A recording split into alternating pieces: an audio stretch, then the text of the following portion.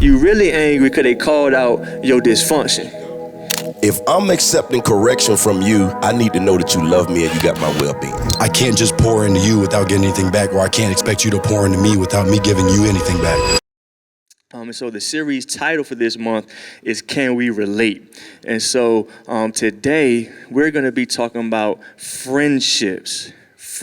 So, many times we think about relationships, we think about, man and woman, husband and wife, girlfriend, boyfriend, that sort of thing. But friendship is a relationship as well. And so, man, since the top of the year, we've been talking about teach me how. Teach me how. I've expressed to the congregation that, we've had an influx of new people who've come into the church, unchurched people, people who haven't grown up in church, they weren't raised in church, so they don't have any background in church. And so we've been doing a series called Teach Me How. And so we've been talking about teach me how to pray, teach me how to manage my finances, teach me how to do all types of things, teach me about giving and tithes and offering. And so I think, y'all, we in a day and time now where we have to reteach some things that were taught previously. I think some things have fell by the wayside. And so for some of you, it may be a refresher. Some of you, it may be a refresher, but to some, it's some new teachings that you need to hear. And so we're going to do just that. But I think not only do we need to be retaught on how to pray and how to give and stuff like that, I think we need to touch some life stuff, right? Teach me teach me some common courtesies, some common decencies, just how to be a good person, how to manage and steward relationships. And so that's what we're going to do this morning, talking about friendships. And so my first question, opening question, in fact, let's do this. Opening scripture, Ecclesiastes chapter 4, verse 9 and 10. Let's open it up like this. Ecclesiastes chapter 4, verse 9 and 10. It reads, 2 people are better off than one, for they can help each other succeed. If one person falls, the other can reach out and help. But someone who falls alone is in real trouble. And so I think that's just a good companionship scripture right there. It's always 2 is better than 1. Like it says, if one person falls, the other person can help each other out. Right. So my opening question to y'all, both of you, would be, when you hear the word friend, what does that actually mean to you today? When you hear the word friend. Well, I'm old school, so it's like, How many of us have them? Right. Which is perfect, and I did not say that. Thank you. That's the topic and the title for today. Friends, how many of us have them? Yeah, correct. Yeah. That's a good thing. I think what I think about friend, when I hear the word friend, I think about what Elder always say, to thy own self be true. Are you being a friend? What would you want how you want people to treat you? Are you treating them that way? Are you expecting more from your friend than you expecting from yourself to be a friend? Being in the military for 20 years, 7 months, and 4 days, I'm going to get all my time. I've had friends all around the country, and we have been friends. I got friends I can just talk to. I got friends that we chat just when the football season. We chat on the Sundays for the games. So I have friends. When I look at friends, I look at not what I can get from you. It's like, what can we do together? You know what I'm saying? Can we build something together? Are you just there when I'm having a mental health issue? When you having a mental health issue? We got to categorize friends. Because back in the day, it was like, if you my boy, you my boy. And I was the type of friend, if you get in a fight, please don't expect me to fight with you. Okay. Because they already knew I couldn't fight. Okay. So I'm a joke. Ain't no expectation. Okay. Even in the military, I didn't hang out with friends who wanted to start trouble because I knew I couldn't help in that department. So in this day and age, when you see social media and everybody on hanging out, they popping bottles, they doing this, but are you that friend when that person is in a low point? Can you pray with me? Can you help me? Not financially, but can you just give me a word to say, hey, bro, you can keep going on. So friends now, to me, is totally different when it comes to my mental health and the mental health of others. So let's go there real quick before I jump in with Danny, because you said friends now think totally different. So we know what you think a friend is. What you think friendship is like right now in today's time? Well, seeing as though I'm seasoned and older, I look at friendship totally different. Now, I don't look at friendship that get upset if you don't invite me to somewhere. Okay. And that does happen now. That does happen. If you don't get invited to certain, now there are certain people, I got about 3 tight friends. Now, if I don't get invited to something you doing, then we need to talk. What is going on? But we can't get bent out of shape when we ain't invited to everything. That's good. I like that. Because we can get so, they in Cancun. Why I didn't go to Cancun? Maybe you can't afford to go to Cancun. Maybe when you go to Cancun, you start trouble till thy own self be true. So it's not everybody else. You got to look at yourself too. You got to look at yourself sometimes. That's good. But see, with me having the PTSD, honestly, there's a lot of people probably can't hang with Vernard. Because if we go somewhere and Vernard checking out and he going back to his room, what's wrong? No, but the people that know me, like, he just need to check out for a second. So that's the type of people I need around me to understand me and I understand them. That's good. Dan, what friend mean to you right now? All right, so when I look at friend, like you said, we're looking to try to teach people how to be friends now. So I can look back to my dad. We would have conversations, coming through college. So I can speak from a different standpoint because, I'm younger. He would push understanding the difference between friends, acquaintances, and people that are just around you. So when I look at friends, like you said, that friend circle is always going to be a little smaller. And like you said, the people that may be acquaintances might be those people that are starting fights, going out, doing everything.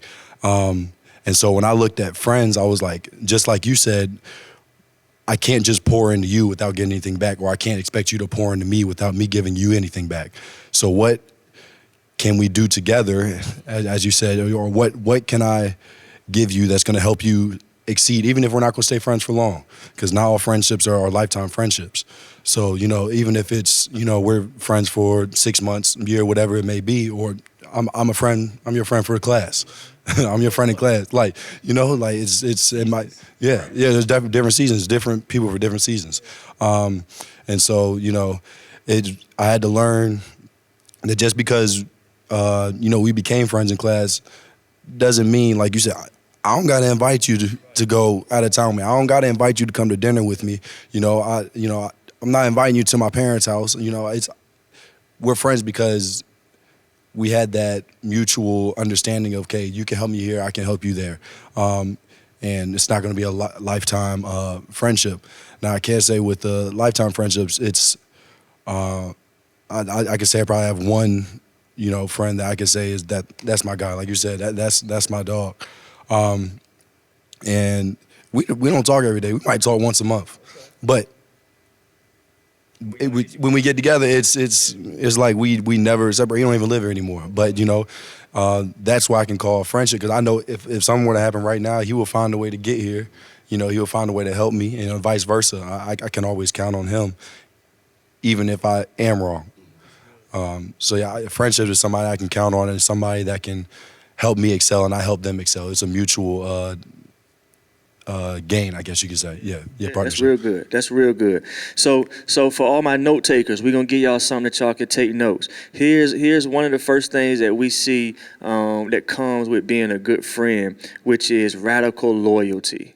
I believe we have to have loyalty. We got to get back to real loyalty in friendships. And I look at Proverbs chapter 17, verse 17. It says, a friend is always loyal, and a brother is born to help in the time of need. Right? And so a great friend doesn't just stick around for the highlight reels. A good friend not just there. I think, Renard, you already touched it a little bit. You ain't just there when everything is going good and we riding high. A friend gonna stay with you even when stuff gets messy, inconvenient, and in the difficult seasons of life. Loyalty means being the person who stays when others walk away. How do y'all think, before I get to my real questions, it's just now I'm flowing now. I'm flowing. Let's flow. How do y'all think loyalty is different now? I start with you. How do you think loyalty is different now than it may have been, in previous years? I think, because I think it's just this right here. I think nowadays loyalty is, loyalty is tied to how beneficial you are sometimes today. It's like some people you'll see them, they rocking strong in one season, and the next season is like, maybe not so much. And, sometimes things can happen and occur, but I think that we not as solid and just, we don't stick through the tough times as much as we used to, and whether it's friendships or any kind of relationship, man, I think we short-sighted. I think we give up too quick. I think we not honest enough with each other, and I don't want to jump ahead of myself even with the notes, but I think there are a lot of different things and reasons why we aren't as loyal as we once were. But I want to hear from y'all. Why do y'all think the loyalty has changed? I truly think the loyalty have changed because back in the day, we ain't had nothing. Okay. We had to stick together. All my partners growing up and everything, we all was broke. We ain't had no cars. We stuck together. We riding bikes to the pool. If we going somewhere, we all pull together. But that makes so much sense. Correct. But then as you get older and you learn some things, and you learn your finances, you learn trust, you learn life, and then there's some people who don't get it when you get it, so they figure sometimes, you think no, I'm not. I'm trying to give you the resource that I got. I'm not throwing you away, but you can't just always be that friend, because I was always that friend that went along and got along. I never wanted to rock the boat. I never wanted to do that. So that. When you change and you be a person that speak up for yourself, it's like, what's wrong? Who he think? No. Because I have a friend of mine, we've been 26 years in the military. 26 years, he's been through, since 1999, he's been through my divorces, all that good stuff. And he's an introvert, I'm an extrovert. So one time, big guy, 6'2", from Toledo, throw hands. So he told me one day we got together, he said, hey, man, I need to talk to you. I'm like, what you need to talk to me about? He said, man, every time we get together, you dominate the conversation. I don't get a chance to say nothing. And that hit me like a ton of bricks, because to thy own self be true. But he was telling you talk too much. Basically, he was saying you talk too much. Yeah. But I'm a talker. Right. So I had to adjust and let him get some things in. So when you talk about loyalty, a friendship is, I can tell you when you wrong, and you don't have to get upset because I'm telling you the truth. And to thy own self be true. I get paid to talk a lot. That's real good. And you pushing me okay. ahead. But so you right there though, because you do have to be honest with each other. But I'm gonna ask you this, because you said back in the day everybody was poor together. Everybody was broke together. We had what we had. We gave each other rides, gave each other $5 for gas money. It was what it was. We felt like we was all on the same playing field, right?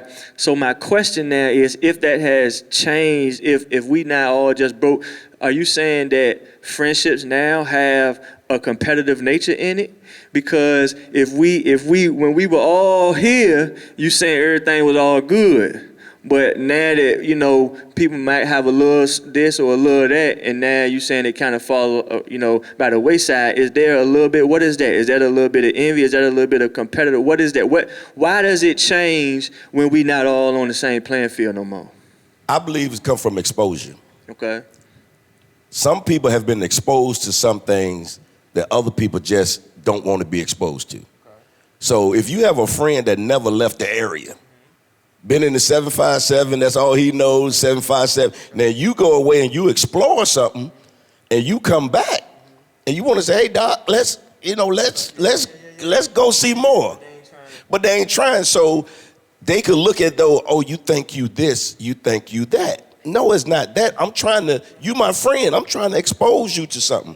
I've been exposed to this back here, and I can't do that no more. Okay, I like that. So it's like, for the sake of the friendship, you can't lose yourself. Yes. You can't lose yourself trying to save everybody. Because as Danny said, things change.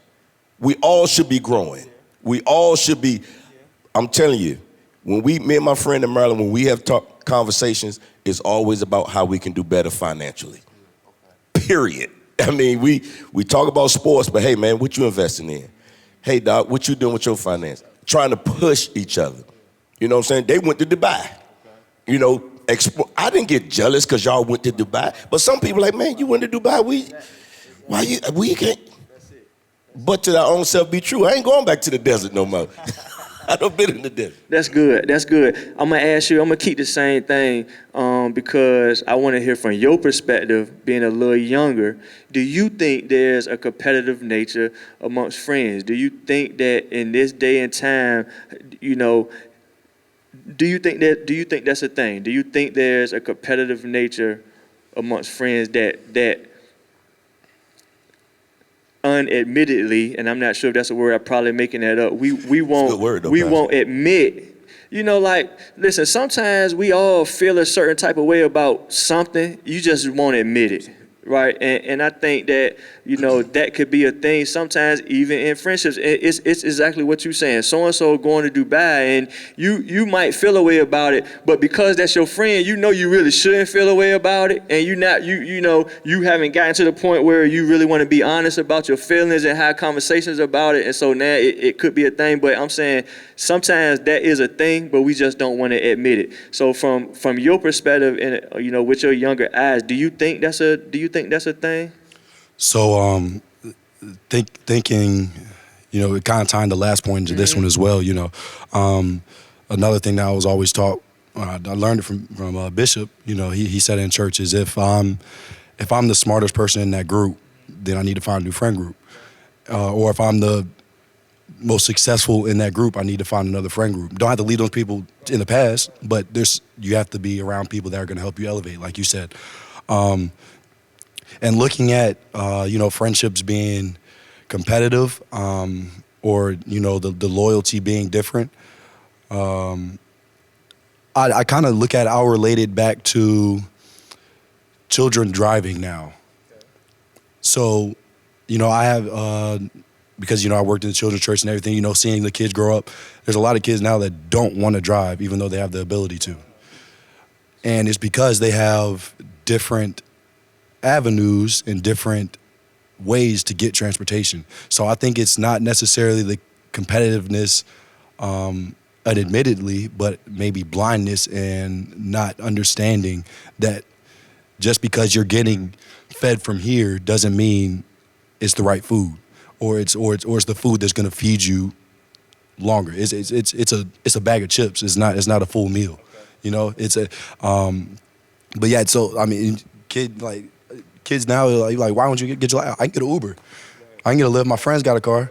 My friend's mom said they'll drive me. You know, it's so, you know, so I don't know if there's necessarily a competitive. There definitely is some competitive, but I think the sole thing is not understanding and being blind to the fact that some of these friendships aren't, you know, we don't all have the same story. We don't all have the same path. Not going to all get the same resources. You know, it's up to you to do what you can with what God has given you. And like we've said multiple times, you know, if you don't use what God's given you, quickly take it. And, you know, we dove deeper into that in another service. But, yeah, I think it's not seeing it, being blind to it. That's good. And along those lines is, I think, to what you just said, if you don't use what God has given you, he'll take it away. The same thing goes with the relationships. If you do not steward the relationship, and all I'm saying is loyalty is one of those things that helps you steward the relationship. It's the loyalty. If you have loyalty, then you're not concerned with all the stuff that we just finished talking about. And that's my point why I wanted us to just talk about it and throw that stuff out, because at the end of the day, none of that matters. If you're a true friend, I want you to go to Dubai. I want you to get all that you can get. I want you to get everything that God got for you. And guess what? When it's time for you to go, I'm going to be there clapping for you. I'm going to be supporting you. I'm going to push you because of the loyalty. It's like so I was at a gala the other night, and when I posted my picture at the gala, I said, they let one in, they let us all in. You know, it's that kind of attitude. You know, it's like, man, it like if you win, I win. And so I just feel like we got to get back to that. Is there such thing as blind loyalty? People always say some people have blind loyalty. Whatever their friend is doing, they down with it. They down with right it. Or wrong. Right or wrong. Yeah, so yes. So to me, I think that blind loyalty is, if you my friend and I see you going in the ditch, I need to check that. Yeah. I need to check that. Yeah. Not saying, well, maybe no, I need to, now, if that causes the friendship to separate, then that, instead of that being on my hands, be like, man, I just stood by and let old boy. If I call you my friend and you check me and I check you, we can have a disagreement. We can be like, bro, I didn't mean it like that. I didn't mean for it to come out like that. But this blind loyalty of just letting people just go and do, but you call them your friend, I can't get with that one. Now, and I want to ask you too, right? Because I'm playing it, the demographic difference, right? Yeah. You are 100% right. I think in today's time, being honest fractures the relationship more so than it may have in previous times. I think you still have a responsibility as a loyal friend to be honest, though. I do think so. But we live in a day now where it's so much it's like, I'm doing me, can't nobody tell me nothing, I'm just, this my life, and if you don't like it, then, you ain't for me. See, and this is all the stuff that we say so that we can continue to live in dysfunction. It's just me, and, you got to love me for who I am, and, it's just, if you can't get with me, then you just can't go, or, it's like, no, that's your way of justifying the dysfunction. You trying to not have accountability. Your friend is trying to help you grow, but you using these phrases to live in your dysfunction. So I think, yes, we have to be honest with our friends. But I think, man, in this day and time, I don't think we listen too well. What do you think? I think you hit the nail right on the head. I mean, again, maybe we think we listen, but it's just like you said. You may think you listen, Dan. These people out here, they know they not listening. They don't want to hear. It's not you. Not you. But, it's, man, listen, I tell people all the time, my mom and daddy, y'all hear them say, I say all the time, grown people do what grown people want to do. Okay, yeah. Right? And I think we are at a time where that's exactly how we living. I'm going to do what I want to do, whether you like it or not. And people are, that's people's way of living. And like I said, it's a lack of self-awareness and self-accountability. In my opinion. No. I don't have to, I don't have to take nothing from my friend. Yeah, because you know what I can do? I can go on social media, post something, and get about 1,000 people that agree with me. And they don't even know me, but they will agree with you. 100%. So still on loyalty. All right, Renard, you've been in leadership, ministry, business. How has your definition of loyalty changed over time? And who stayed with you in seasons where you had nothing to offer? Loyalty changed when I left the military, and I thought being a leader was being in the military, being a leader. They followed you because they had to. They had no choice. UCMJ, the punishment, I had that was in my back pocket. When I became working for the government and I became a leader, the guy told me, he said, hey, man, I ain't got to listen to nothing you say if I want. And that kind of shook me. So I had to learn that I had to be not a friend, but a friend. You know what I'm saying? That they can feel they can come to and they can. But who been with me when I was down was my partner, who 26 years. I mean, he's been there he know all the dirt. He know all my scars. He know, and vice versa.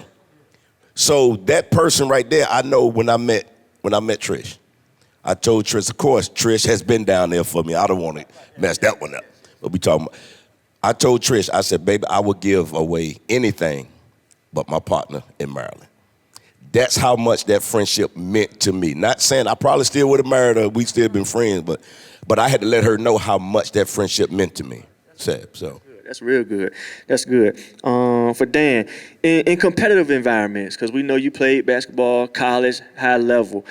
So in competitive environments, both in sports and in business, how do you know who's really for you or just connected to you? How do you know who's really for you or just connected to you? And then, have you ever had to cut someone off for a lack of loyalty?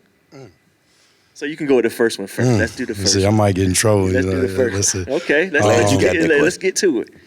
So it's weird. I just had a conversation. So it's probably about a month ago. I was having a conversation with my best friend, the one that I was telling you about.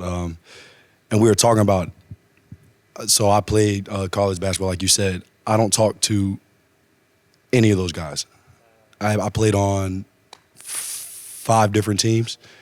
And the only people, the most previous year, I talked to those guys. But freshman through my senior year, I don't talk to any of them.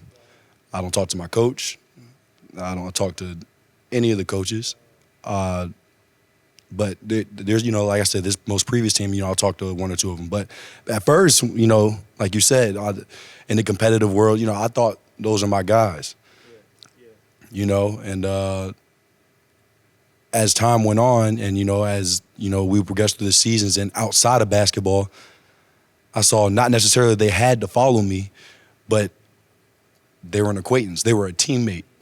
They weren't my friend, and it that hurt, because, when you're on a team, no matter what level, that's your guys, so that kind of hurt. And, I had to look my dad, I'm like, man, what the heck is going on? Like, I had 16 guys. I thought, those are my dogs. And then I turn around and they're doing so-and-so, or, they're saying so-and-so. Is I'd rather you, if constructive criticism is real. So, I'd rather, come to me and being constructive about that. Yeah.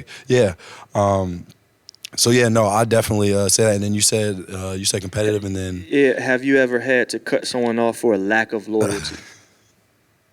Danny, don't get yourself in all the way trouble. Man. No, I'm not going to get myself in trouble. I want you to be how you look at it. That look on your face was like, man, should I say it? I'm trying, that's so Raven moment when you just go back. Yeah. I have had to cut people off for a lack of loyalty, because like you said, I'm almost loyal to a fault. I've been loyal to a fault, not knowing why I'm loyal to them, but, I supported them no matter what, and I did whatever I could to make sure I saw them succeed. But then if I look and I needed help, or I was lost, or I couldn't figure out something, I looked at them and my text ain't getting responded to, or the calls aren't, I mean, I don't really know if I could say I necessarily cut people off. I guess you could say new age ghosting. Yeah. Protecting my peace. Yeah, protecting my peace. So I have. I guess you'd say. There you go. Yeah. I guess that's the more political correct way to put it. Yeah. That's good. So the bottom line is, sometimes the most loyal people aren't the loudest; they're the most consistent. It's the person that's just they consist, and I don't mean consistent in just the things they do, but they just the most consistent in your life. I know how you gonna show up. See, I like people where I know how you gonna show up. Every time when I call you, you come. I know how you gonna show up. I know the energy you gonna bring. I know your thought process. If somebody asks a question, I know your answer. I know what your response gonna be, because you are consistent. Most loyal friends aren't the loudest; they are the most consistent. And then, y'all, the second thing I feel like you have to have to be a good friend is honesty. And we've kind of been touching on it a little bit throughout this moment, but it's honesty. And honesty in Proverbs 27, verse 6 says, "Wounds from a sincere friend are better than many kisses from an enemy." Wounds from a sincere friend are better than many kisses from an enemy. True friendship requires the courage to be honest, even when the truth is uncomfortable. This isn't about being harsh, it's about iron sharpening iron. A great friend cares more about your character than your comfort. And that's what you was just talking about, how you should be honest, say, hey, bro, like, you might not want to go that way. You might not want to, you might want to change this habit, or you might want to, I don't know if she the right one, or, it's being able to have, again, tough conversations, and because I'm worried about who you are as opposed to, again, your comfortability. And so I think, man, honestly, when you look at it like that, it's like, wow, as a friend, I should care about your integrity. Like, I should care about your, it's like, how do people view you? Because that's what this is saying. A real friend cares about your character more than your comfort. And so do I let you sit in, dysfunction? Or do I say, hey, man, like, this what the streets talking about, bro. Hey, sis, like, I know that's, how you do. I know that's you. I know that's you. You know what I'm saying? And I appreciate you. You know what I'm saying? But, maybe think about, how that look, and maybe it's cool here or there, but, when you go here or when you come there, maybe think about this, that, or the third, because, again, we should be, as true friends, I should care about your character, your integrity, like who you are as a person, as opposed to allowing you to stay in dysfunction. Like, you should want to see your friends grow. You should want to see your friends elevate. I don't want to see you next year, 2 years, 3 years from now in the same place you were, 2, 3 years, before. And so, I just think that it's that character piece. So, in honesty, I jumped it down because you talked about honesty a little bit, but I'm gonna come back to you. As someone who's been in high pressure spaces, who's the person that can check you and you actually listen? And I feel like you're going to go back to your guy that moved away. But who's the person who can check you and you will actually listen to them? So, yeah, I'd say, like you said, my guy. But also, I'll probably say now my dad. Okay. Because, again, learning, your closest friends, it's not all the time, but... Well, you better listen to him, Dad. Yeah. But learning that my closest friends, like I said, I had that one closest friend, but then also is going to be my family, my immediate family. That's also going to be like, I know my sister actually might be above my dad. Okay. Honestly. Because my sister, she'll tell me straight up, and sometimes I'm like, dang, you're supposed to be my sister. That's like, good. you're supposed to pat my back a little bit. But that's good. She gonna keep it real with you. Absolutely. Yeah. And she'll tell me. And she know you better than anybody. Yeah. Absolutely. Yeah. So she'll tell me, she'll be like, dang, nah, man. She's like, you need to tighten up. That's good. And I'm like, that's come good. on, you like. Now, is that vice versa? Absolutely. Okay. Yeah. I'll say, not only as a brother, but because we have to, especially being a professional workspace now, we have to separate the brother and the friendship and the business now. Yeah, talk about it. So being able to come to her as a business partner and, as a friend, I can talk to her better now than I would have been able to 10 years ago. So like you said, different seasons, Absolutely. I didn't know how to communicate with her on the friendship level. I didn't know how to be a brother. Right. like they coincide with each other. But I didn't know how to separate the two. I didn't know how to put them together at the same time. But yeah, my sister would probably trump everybody if I could say, yeah, my sister she'll tell me straight up no matter what it is, and I can also do the same for her. That's good. Have you ever not listened to advice and paid for it later? Oh yeah. Okay. Multiple times. Looking for a story? I mean, if you got one. Oh yeah, I can give you a story. Let's see. So I'll go back to my sister. Okay. We were actually talking about this the other day, and I didn't even realize it. This was back in middle school. I had a birthday party. Okay. Back in middle school, and I had a girlfriend at the time. Okay. And my sister, she kept telling me when we, we're together at the time. She was like, Danny, I don't know. She was like, something just don't seem right. And she reminded me of this story. I think it was last week we were talking about it. I was like, what are you talking about? She reminded me. But she was like, something just don't seem right. I was like, why are you saying? She was like, you don't like her. I was like, why would you say that? And she was like, I'm telling you, you don't like her. So fast forward, I get to the birthday party, and I invited the whole school except her. And so listen, I don't even remember this, but she's telling me, and I'm like, are you serious? I was like, I did that. She was like, yeah. And I was like, did I say why? And she was like, well, you did like 2 years later. You said you didn't like her. And I was like, how? She was like, I told you, then so like you didn't like her. You should have just left her, but you wasted your time and your resources and your money, pouring in her, and you didn't really have no relationship. So I paid for that one. That was ugly. I think and to me, it goes back to your sister just knowing you. Yeah, she just know me. Yeah, she knew you. Yeah. So she probably could see how you was moving, things you were doing, whatever the case may be, and she could see it in you. Yeah, That's good. That's good. But in leadership, how hard is it to find people who will tell you the truth without fear? That's good. Yeah. I think if you tied to their paycheck. Okay. If you tied to their paycheck, they'll talk about you around the water cooler, but they won't come. I know me. I can't speak about nobody else. I speak about me. It's hard to be open about who you are to strangers. So when I was in the government, I had 25 people that worked on my team. I had to let them know, listen, I battle with PTSD. I just came from the military, straight into this job. Y'all gonna have to bear with me. You know what I'm saying? Y'all gonna have to bear with me, and they was tied to my to the paycheck because I had to do their evaluations. Right. So I wanted to, like I said, in the military, I had UCMJ. Okay. That's how I led. I wanted them to lead. I wanted to lead so if they got a problem at home, they feel comfortable coming to me. If they got a situation on the job, they feel comfortable coming to me, and I'm going to be fair, open, and honest. I have always been, well, I ain't always, but I was told by a certain person that I think everybody is my friend when I first meet them. I don't meet no strangers.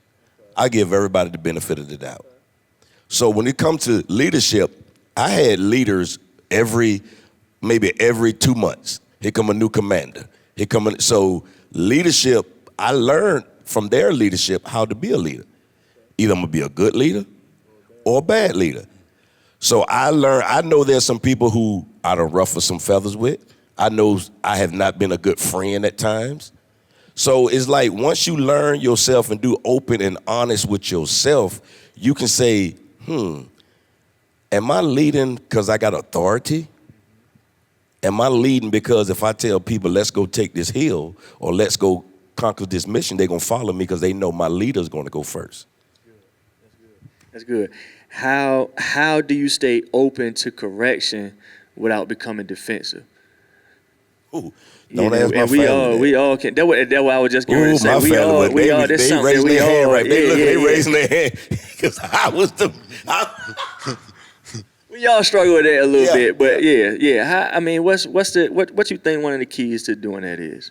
I think because you always want to be seen in a good light. Mm-hmm. You always want, from your family, from your kids, you always want to be seen in a good light. And when you hear correction or you hear what you're not doing right, 9 times out of 10, you already know. Yeah.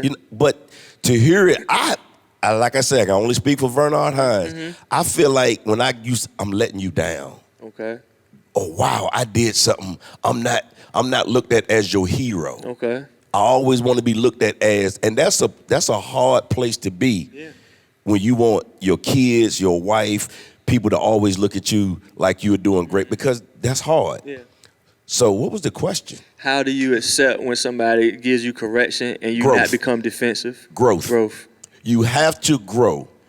And the one thing I say, if I'm accepting correction from you, I need to know that you love me and you got my well-being. Okay. If you just on the street and we're in Walmart and you walk up, I don't know you, and you just, man, no. Right. But if one of your friends, can correct you and you don't have an issue? All depending on what who the friend is. Okay. Like I said, I have a small circle that I let for correction now. I have associates and all that. You can tell me certain things, but if you don't know my inner circle and that's kind of, I got a couple of people that can correct me as a friend. Okay. Because they know me. I have given them a piece of me. Right. So now if I'm not doing right in that department or in that area, yeah, correct me. But just letting anybody willy-nilly just coming up and be like, hey man, what you said yesterday was wrong. Yeah. I wasn't even talking to you. Right. Okay. You know, so you have to be selective in that area because you'll be apologizing for stuff you didn't do. Sound like you don't got too many people you take correction from. Yeah, I do. Yeah. You know, I'm being funny. No. But let me be honest with you. Most military people don't like taking corrections because we've been told what to do for so long that when we get out, you ain't telling me nothing else. Understandable. So yeah, that's something I had to learn too. Understandable. I think too sometimes the reason why we get defensive is not because of who the person is that's giving the correction. And I do agree, anybody just can't give you correction. We talking about friends and friendships, but I think even with friends, I think sometimes we get defensive because we know what they're saying is right. There you go. So in order to listen to correction without being defensive, you got to be self-aware. Like your friend ain't, if this is your friend, we talking about friendship, these your friends, these your people, they ain't making it up. Right. You talk too much. Or, whatever the case may be, and a lot of times we get defensive because they telling the truth. They telling the truth and you defend. So you're not angry with them. You're not upset with them. You don't feel a way about them and what they said. You really angry because they called out your dysfunction. You're really upset with yourself. You're disappointed in yourself because you know what? Man, I do need to tighten up on that. Man, I do need to get that right. Man, I do need to, you know what I'm saying? They calling out your dysfunction. They holding up the mirror to your face and they allowing you to see yourself. And that is what makes you become defensive. And they don't get mad when you get mad. Right. And get pissed and be like, I ain't gonna talk to him for a couple of days. Then you come back and you realize, man, my bad, I apologize. That's the true friendship. When you can be like, he hot right now, I'm gonna let him chill. Yeah. Correct. But see, and then the thing is, for the person who's given the wisdom in that sense, you gotta allow that space though. Because once I done told you, and now that person hot, now don't take that don't keep digging now. You done said it. You gotta let them cool off. All right, I heard you now. You done said it. Yeah, you see I'm hot now. You want to try to keep rubbing it in because we having a conversation and you want to keep digging and keep. I got you. I understand, so because what happens is if you do keep digging now, it don't feel like correction no more. Now, it's starting to feel like something else. You told me, I heard you, I'm hot, you right. Give me the space to go back. And if we are friends and you know me how I do, I'm going to come out and say, you know what, you was right, man. Thank you, man. I'm going to start doing such and such and such, man, because you was right. But you gotta hit it, say it, allow them to hear it, and then allow them to go back and process that as well, too. Danny, real quick, I got Danny. So let's see, to end honesty, if nobody can confront you, you're not surrounded by friends, you're surrounded by fans.